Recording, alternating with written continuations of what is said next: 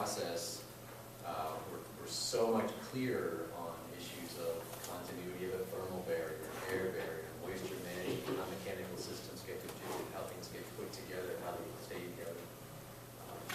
There's no substitute for construction experience or designing and building what you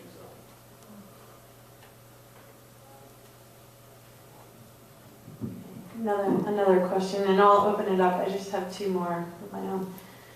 I'm thinking of doing another book that would be, that's crazy, right? But multi-housing and institutional work. It seems like it's just starting here, and Jordan, I know you have a project. Bill and I are going to the conference in Germany next month, and I noticed, I like to look at what's the conference, International Passive House Conference, what are the topics? They're talking about enclosed swimming pools, supermarkets, what other types of skyscrapers, any type of building. We have the whole European Union by 2020, all new construction passive house. Brussels by next year, all new construction passive house. They dove in with retrofits, landmarked buildings, all kinds of multi-housing schools. We're going to get to tour schools. I'm wondering where you all think we're headed here in the US or Canada with that type of project, and why it hasn't already happened. With larger scale projects? Yes. You're already doing one. Do you want to talk about it? Me? With Andy, right? Or no, with Jared, right? Oh, 5 units? 5 very large units.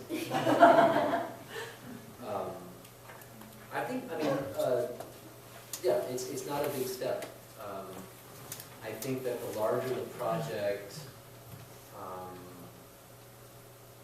the more sort of momentum its tradition has, right? So single cell organisms can, even viruses, right? Viruses evolve on the scale of days, right? But humans evolve on the scale of, vertebrates take tens of thousands of years to evolve. So the first, to make a single family house a passive house is easier because you have a smaller team, you have just greater potential to innovate. With larger scale projects, it just takes longer, I think. But Chris Benedict has one in construction in New York City right now, right? And she's also done very high performance projects for many years. So It's already happening. it's precedent, yeah. It's almost like the challenges are more sort of bureaucratic in nature than technical. Even code compliance issues, I mean, there might be things that sort of go under the radar with very small projects, but with larger projects that's harder to do because code enforcement is more stringent and liability is a much bigger deal. See, Bill, you have the Vermont Artist Residency, and Jordan has a Montessori school that's cycling around. I don't know if you, oh, you're in, his is in New Hampshire, yours is in Vermont. So we're on the same latitude. I don't know if you two could speak to what's different, because we've all done a house, and this is a larger scale. What kind of, did you run into different issues? Is it easy to? I think that in my case, all it really took was an enlightened client. There were no serious technical difficulties. In fact, it's easier because it's a larger building than the first passive house that we did. It's, and in a way, it's really a large house, even though it's for an artist residency for musicians who would come and want to perform until 4 o'clock in the morning, and it just didn't make sense it didn't work actually putting those visiting musicians into bed and breakfasts in Vermont anymore for obvious cultural clash reasons. But from a technical standpoint, it's not any, it is really not any more difficult in a larger building. It's easier. We find that actually almost every project we do now is aspiring to be a passive house structure. And we just have to tell the clients, we've done it before, they say they want to do something environmentally sensitive. They have no idea really what they're asking for. And we just do it. And we just act as if it's the normal thing to do. That passive house should be part of architecture. It's not any big deal. We're just going to do it. And that's the way we presented it, almost an accidental way. And we talk about everything except that, and we just do it. Maybe it's because of the type of clients that we have, though, obviously. It's a bit more expensive, and it's more expensive in America than it is in Europe, because Europe begins at a much higher level of construction than we do. I mean, we're just building garbage here. It's astonishing that things even pass the minimal energy codes as required by most of the states. And they hire 2x4s with little, what is that, bad insulation thrown in there with an inch of airspace. So you basically got a piece of plywood and a piece of sheetrock keeping the cold out of the house. Well, you're heating the outdoors, right?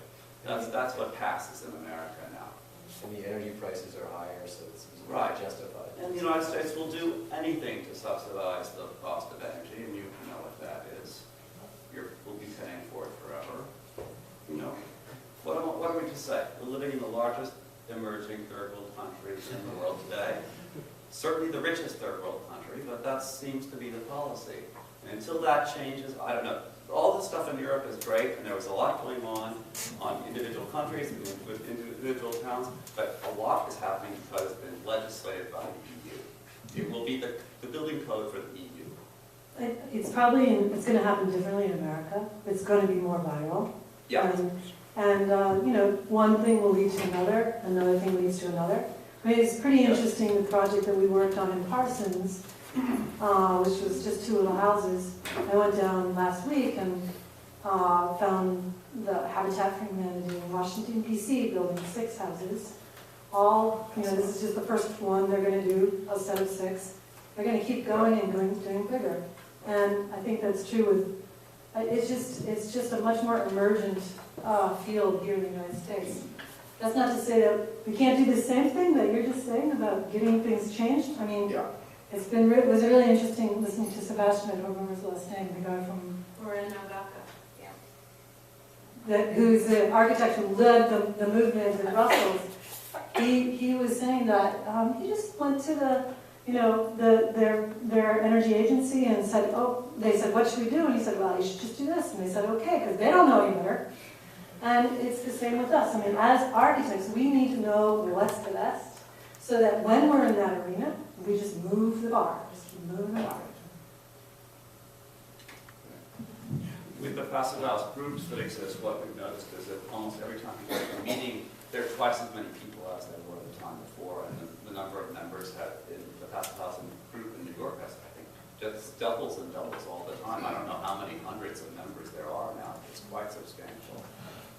And this might just be my experience anecdotally, but one thing that I've noticed is if you start to equate sort of quality of design and include thermal detailing and air barrier detailing within like normal architectural detailing, you'll find that a high-end firm will spend hours and hours and hours on the stair riser detail, but then they're designing a cantilever and there's just a piece of steel, and so exposed, and obviously Would you like putting a radiator on the outside of the house? But if you can, Thermal bridge, anyone? Familiar term, thermal bridge? We took Kramer's class, by the way. Kramer Silver? this is how it changes. The next generation of architects knows what a thermal bridge is, and doesn't need to mitigate it, just designs to avoid it in the first place. I work with a lot of high-end builders who couldn't give the first crap about energy efficiency because their clients aren't affected by high energy prices. When I tell them that I equate construction quality with the airtightness of the house, all of a sudden that starts to register a chord. It's not just fluffy environmental stuff, it's overall construction quality, it's durability of the building, and it's this greater sort of cultural shift to include the performance of the building in the greater description of building's quality. I might draw this question out if you want, because You know, we're talking about Passive House today, and Passive House is great. It's very interesting and inspiring, and I'm a big fan of it, and I'm grateful for all the great business it's brought me. But it's not necessarily the standard that fits for every project you have, right? It's based on principles about energy flows through an enclosure, principles about energy flows in and out of a form, principles about, in some cases, an architect's decisions to lay out mechanical systems in a certain way that works well. And for the thing I want to emphasize is that to have a solid grounding in those principles is what's going to serve you the most in the long run. I'm doing a project in Brooklyn where we have 6 inches of insulation on part of the building and 2 inches on the other part, and it's coming to Passive House standard because it just happens to have very little skin exposed to the outside. The project you and I did together had 16 to 18 inches of insulation all the way around. So the cost of making a Passive House varies, and that's in the same climate, varies dramatically from project to project depending on what kind of accidents you inherit by picking that particular site and that particular program. So to understand those energy flows, especially as they relate to things like durability, health and safety, and comfort, that's what's really going to serve you in the long run as a professional, more than just a particular standard. In the end, Passive House is a certification program. I want to talk to that, and I think you and I both experienced this. I mean, probably what's more important about the whole movement is, as much as the standard is important, it's a kind of re-education that, for me, you guys don't need to re-educate. You get to go into it. But to see architecture in the world that has energy flows and where looking at how to manage water and humidity are actually interesting problems to work on. It is I think, again, one of the most important things about the standard and what the standard has brought is, so in addition to there being a prescriptive code, there's, again, all kinds of ways about learning about building physics, which are part of the whole project. That's actually a good segue into my next question. This sort of relearning, you're saying because when you were in school or learning for the first time in an office, we didn't talk about this best practice and thermal bridges. We didn't know about them. So that also, that idea that because you're students, you have this opportunity to learn it for the first time the right way. But I also, another aspect of this, and it's flipping around in the slideshow, that I worked with Jordan on is our Tight House, which was a 1899 row house in Park Slope, Brooklyn, that we updated in 2012 to be Passive House, full Passive House certified. We then monitored it, and I think that's another interesting aspect. I don't know if you've heard the rumors with LEED where I don't even know how true it is or how often that is the case, but you build a LEED building and then it's performing worse than a standard construction. We wouldn't want that to happen, right? But that's not why we're doing this. So it was important to me, and part of the conversation or the critique of architecture, architects talking to each other, is how are our buildings performing? And don't be afraid. Normally we walk away because you've been paid, you're finished, the person moves in, and then you walk away and you don't know how it's performing. And what we found from monitoring it, it's pretty easy with e-monitor system to monitor each circuit. We learned all kinds of lessons about how to improve its performance because there were certain things that weren't working right. A plug that wasn't working right and was causing a pump to perform incorrectly and take more energy use. All different kinds of small lessons we learned to tweak it to improve the performance. But it also lets the client know about how their behavior affects energy. And then it allows us to critique ourselves to improve that project, but all of our future projects. And then if we share that monitoring and performance information, we're then helping a bigger community to learn from it so that we're all working together to improve the overall quality of buildings.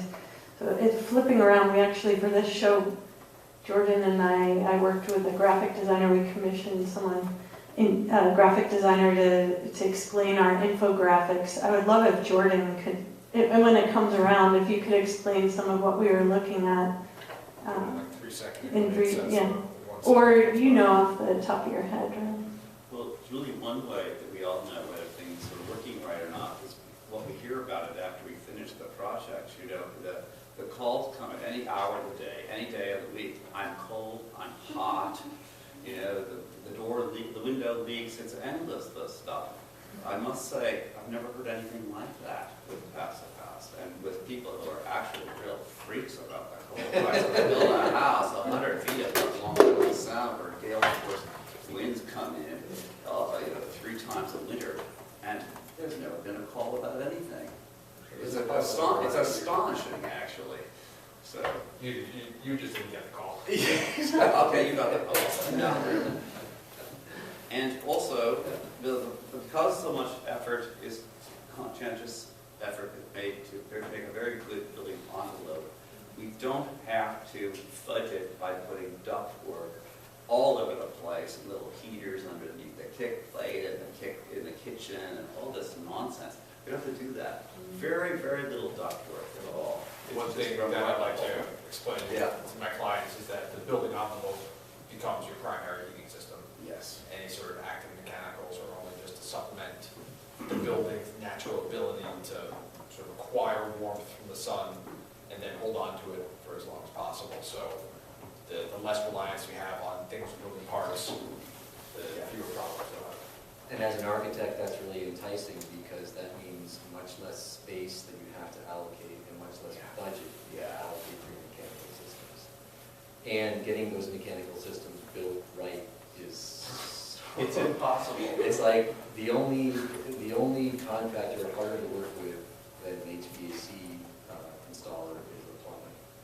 And so if you can minimize the scope that those guys have in the project, it makes things so much faster and easier. So that project with the post frame, that's a 1,300 square foot house. And you walk into a restaurant, you see those little Mitsubishi things on the wall, mini split heat pumps. So that's one of those things on one wall of the house, heats and cools the entire house. There's no ductwork, there's no piping, there's no faucet. That's it. The Montessori school that's in here is about 13,000 square feet, and it's got 5 of those, one for each classroom. So it's the same idea where you save a lot of money on campus. Question? Yeah, question. Robin? You guys have been talking a lot about the mechanical and technical aspects of how materials are layered up, and you started talking about the environmental quality of living in a house. And my question to, sorry, I can't remember your name, gentleman in the beard. Jordan. Yeah. You mentioned that you don't want to convince anyone to design zero energy, but do you think if you were to approach them from more of a humanistic state of mind and talk to them about it in terms of terminology that isn't envelope, that isn't like insulation, but more this is the environment that Well, one of the interesting things with the house we did down in Washington is that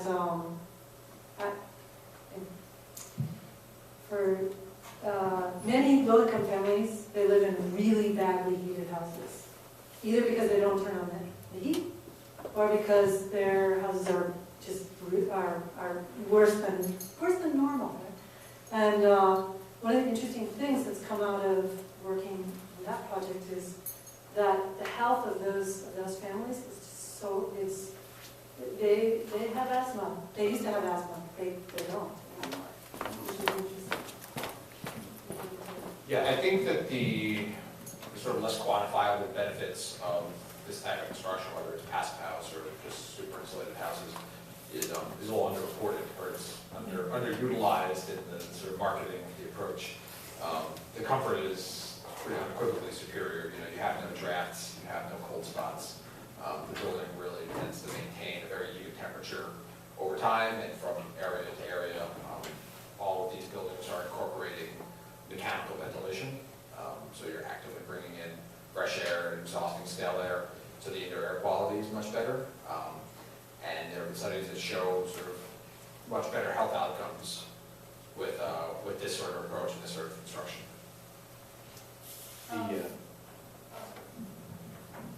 If I can follow up on that one question, the one challenge, I think what Jordan might have been touching on in terms of not convincing clients, is that it is at the forefront of construction, and so you do hit bumps along the way.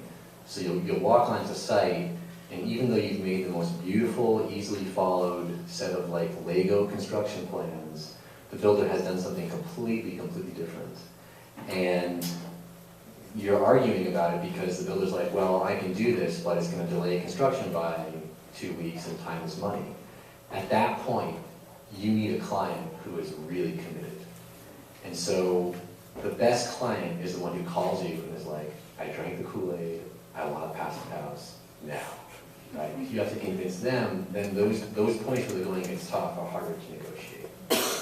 And to be clear, I didn't mean to sound like a dick or anything, but it's not that I don't wish to engage people that don't care about the environment. It's just that from a business perspective, it's really helpful to have clients whose goals are aligned with yours. It makes you much more excited to work on the projects and it leads to better outcomes because you're working collaboratively, you're not working in sort of opposition to one another. I speak at plenty of events where I'm talking to people who either are just getting introduced to the topic And public radio too. and public radio as well, where I'm happy to engage. So it's not that if you're not with me, you're against me.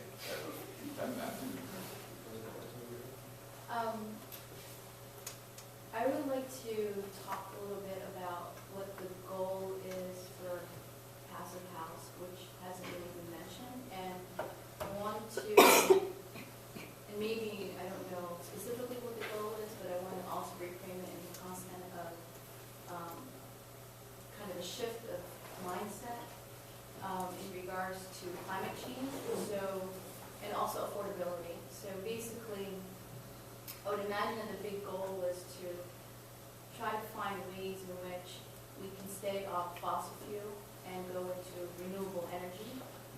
And so with the mind of the goal of Passive House is that you need less energy, be less demand. That I would imagine that that's a goal. What I've come to realize is that it's expensive, and so who is it catering to, other than the Compton House in Rhode Island? Lower Compton? I know the budget for that, and it was really modest, other than that house budget.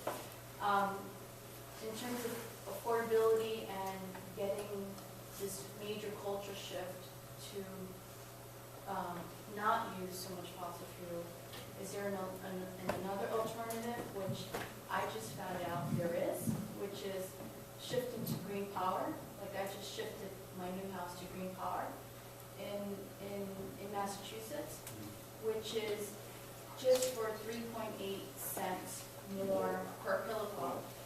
You can have 100% hydropower generated for electricity. And so there is this organization in Massachusetts that I'm part of, which is called Mothers Out Front, which is trying to bring 10,000 residents of Massachusetts to shift to green power. And I find that much more proactive.